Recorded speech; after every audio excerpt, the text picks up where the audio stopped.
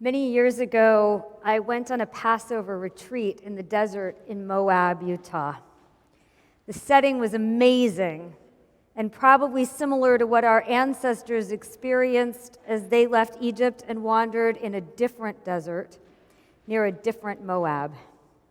The group hiked through the beautiful wilderness and up steep cliffs to the arch where the Seder would take place. The journey took several hours up sandstone walls and through canyons. It was awesome. I was living in New York at the time, urban as urban can be. I could walk miles window shopping in Manhattan, but I had no idea if I'd make it through the desert. As we began our hike, we gathered as a group. The rabbi said, as you walk along, when you think of it, reach out a hand. I appreciated the thought and hoped someone would reach out a hand to me. As I felt anxiety wash over me, the rabbi continued, and always, always take a hand if someone reaches out to you. In that moment on that hike, I learned one of the best life lessons I know. Such a simple idea, but we rarely do it. Be brave enough to reach out your hand to someone nearby, and be brave enough to accept a hand extended. Certainly, we need to be more thoughtful about reaching out to those around us. Every one of us needs help sometimes, but the hard part is accepting a hand, a hug, a smile. Always, always take a hand that's offered. Grab on. The person extending a hand might really need you, too. As we hiked along the side of a sandstone cliff, I decided it was time to put this suggestion to a test. I knew no one near me. I didn't feel very stable climbing the sandstone wall at all. I extended a hand and closed my eyes, hoping someone else had listened to the instructions too. Suddenly, a stranger was holding my hand, the one I had reached out to help him. Or was it to steady myself? In the last 3.5 years, I've thought a lot about what it means to extend a hand. We've redefined the role of community and the power of our connections to one another. When the pandemic began, I remember saying that if we were required to stay home for more than 2 weeks, we'd have no synagogue life left. I imagined that people would forget about the rest of the world and just wear slippers all day. Thankfully, I was wrong about the first half of that prediction. What we discovered was that community became our lifeline.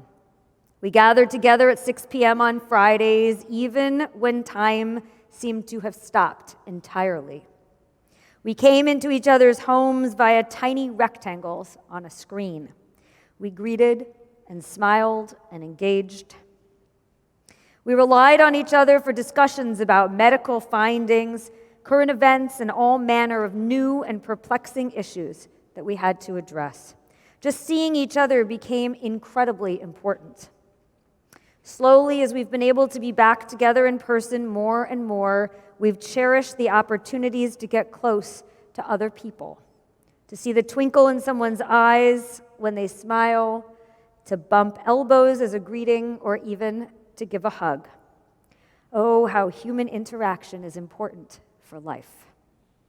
We knew this all along, but until we were actually deprived of human connection and encounters large and small, we didn't even realize the detrimental effects of isolation.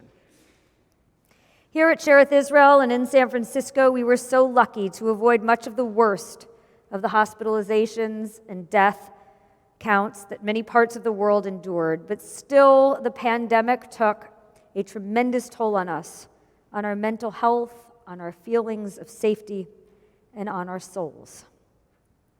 Isolation and loneliness became a pandemic of its own. It became impossible to reach out a hand or to grab one. We stopped hugging. We chatted with neighbors across a fence or from across the street. To be sure, social isolation existed long before we'd heard of COVID. But a new understanding of the pain of loneliness and the human need for other people became a focus. In fact, in May of this year, the Surgeon General put out a new advisory about the devastating impact of loneliness and isolation on people in the United States. The Surgeon General warns us that lacking connection can increase the risk for premature death to levels comparable to smoking 15 cigarettes a day. The advisory shares some eye-opening statistics. I quote, "The physical health consequences of poor or insufficient connection include a 29% increased risk of heart disease, a 32% increased risk of stroke, and a 50% increased risk of developing dementia for older adults. In total, lacking social connection increases risk of premature death, the Surgeon General warns, by more than 60%. The good news from the Surgeon General, though, is this. There is medicine hiding in plain sight, he writes, social connection. He encourages us to cultivate a culture of connection, to reach out a hand, and to accept a hand extended. This past summer, Rabbi David Wolpe wrote an opinion piece published in the New York Times. Rabbi Wolpe is a prolific writer and social commentator. After 26 years as the senior rabbi of Sinai Temple in Los Angeles, he retired in June. So I was curious to read his opinion piece coinciding with his first week of retirement from pulpit life. In a short essay, he summarized his experience of the rabbinate. I was interested to know how he might sum up his observations from all those years in the rabbinate in just a few paragraphs. He wrote this, "I have had a privileged view of the human condition," he said, "and the essential place of religion on that hard road. Sometimes it seems for those outside of faith communities that religion is simply about a set of beliefs to which one assents. But I know that from the inside, it is about relationships and shared vision." In an interview with the journalist Abigail Pogrebin, Rabbi Wolpe distilled his observations to this teaching. When you reach beyond you, you find yourself different. Connection is what makes life meaningful. Tomorrow morning, Jewish communities around the world will read the story of the Akedah, the binding of Isaac. It is the ultimate story of loneliness. God instructs Abraham to take his son Isaac and sacrifice him. Abraham follows God's instructions with precision. The Torah reading begins, Veha Elohim nisat Avraham. God tests Abraham. Many people have read that and understood it to mean that God tests Abraham's faith. But maybe God was testing Abraham's ability to love. God asks Abraham. Abraham replies, Hineni, here I am, just me. Take your son, your only son, the son you love, Isaac, and sacrifice him. God continues, do you love him? The rabbis ask why God used so many descriptions of Isaac in this instruction. It's as if God were saying, do you really love Isaac? The next verse is as emotionless a response as could be imagined.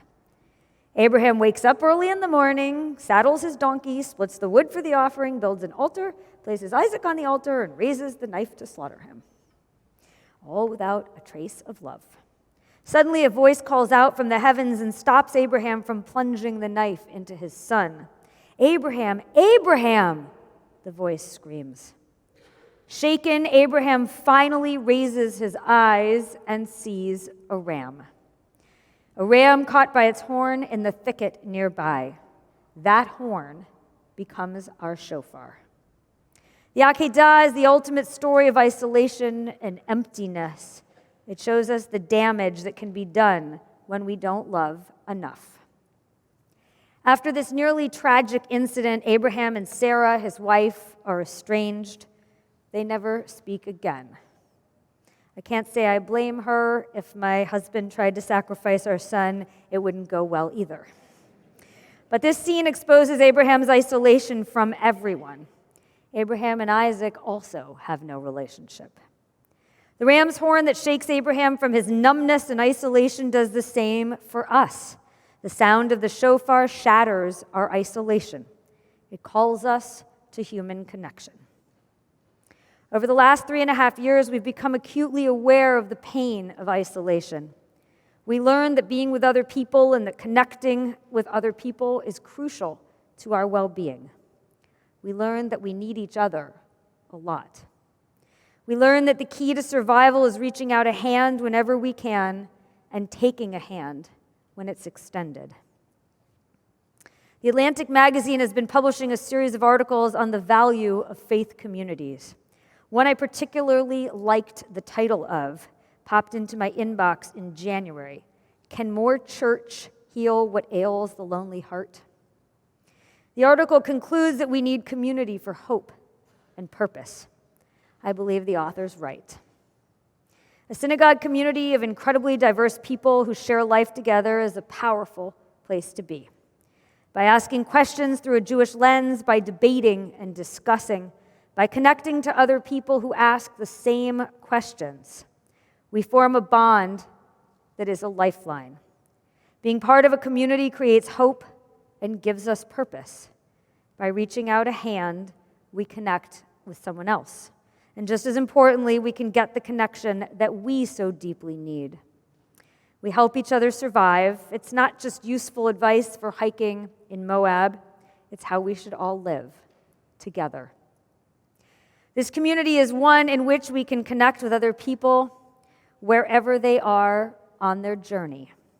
Our Chesed committee is always reaching out to people, extending a hand.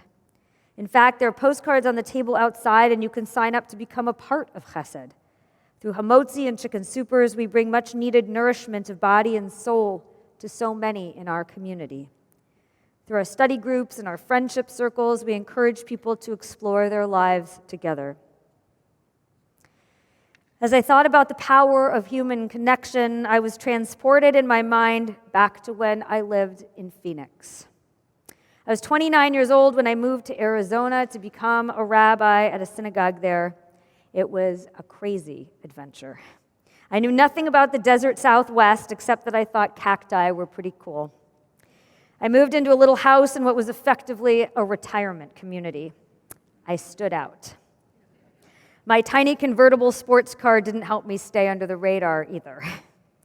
A few days after I arrived in Phoenix, I met Mrs. Templin, the woman who lived in the house to my left.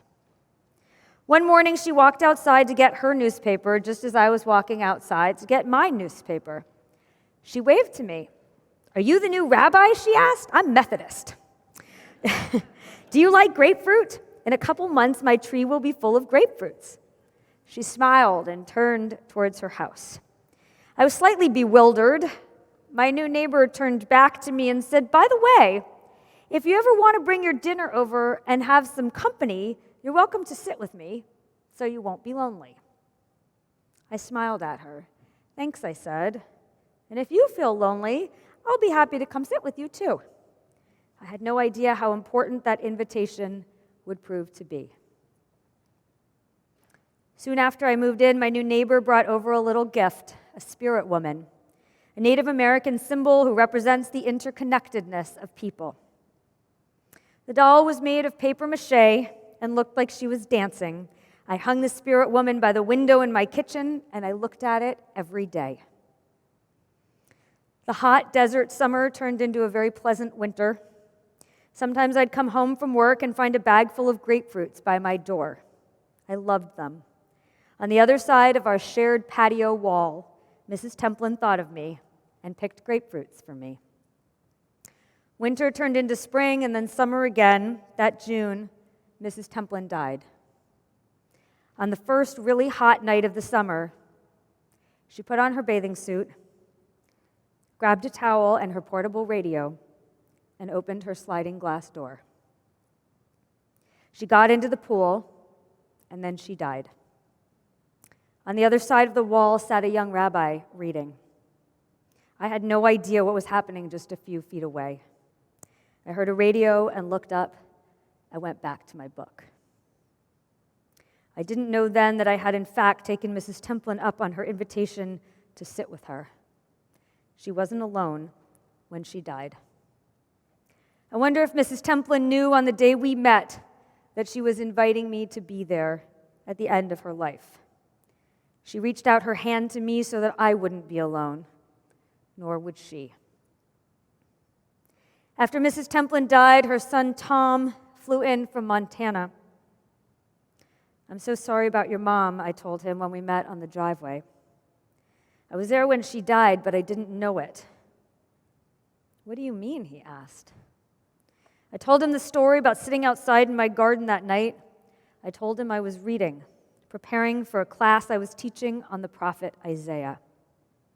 I told Tom how much I appreciated the gifts of the grapefruits from his mother's tree and how we exchanged invitations to sit together if either of us felt lonely.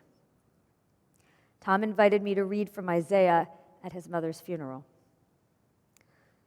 Tonight we begin a new year. Our tradition teaches us that we start with a new page in the book of life. It's a ledger where our actions are recorded. What if we filled our pages in the book of life with stories of our connections and friendships? What if this year we decided to extend a hand whenever possible, or to accept one extended to us? Maybe we'd be helpful to someone nearby, or maybe we'd just open ourselves to connections we need. Shana Tova.